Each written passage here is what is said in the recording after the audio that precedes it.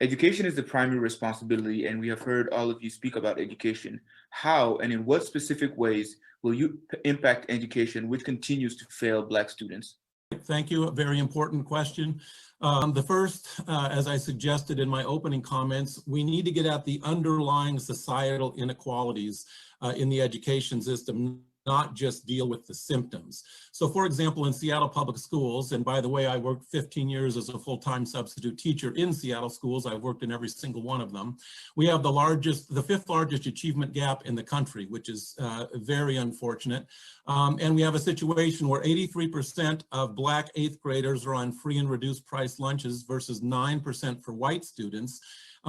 Equally concerningly, the populations, of course, are skewed towards the students on free and reduced lunch in the south side and the ones that aren't in the north side of the city. So we have this geographic socioeconomic divide that's very concerning, and it perpetuates itself every year.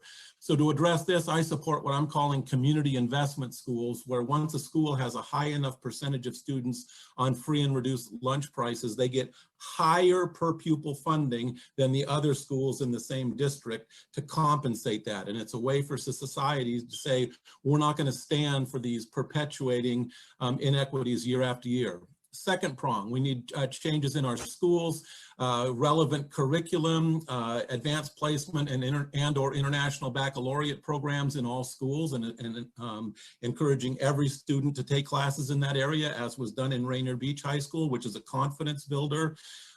We also need more counseling to help people with their career planning. Thank you very much.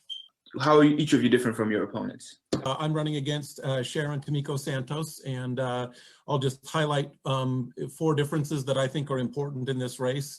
The first is climate change. Of the 20 most critical bills introduced in Olympia in the last 2 years in the state legislature, my opponent sponsored 17% of the bills that she was able to sponsor.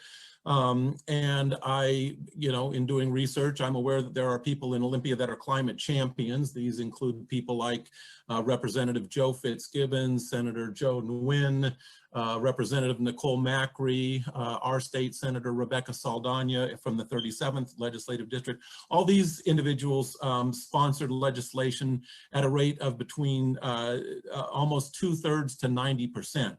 And so in my opinion, sponsoring legislation at a rate of 17% is irresponsible given how significant this crisis is. Second, tax reform.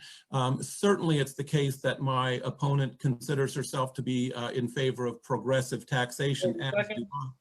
The issue is she's been in office for 22 years and there hasn't been any significant change, and I think that's a major problem. The third is she supported a relaxation of payday lending standards in our district and statewide in 2015, which I am 100% opposed to. And finally, on the issue of government transparency in 2018, she supported a partial repeal of the Public Records Act, which I also strongly oppose to because I think government transparency is a critical objective. Thank you.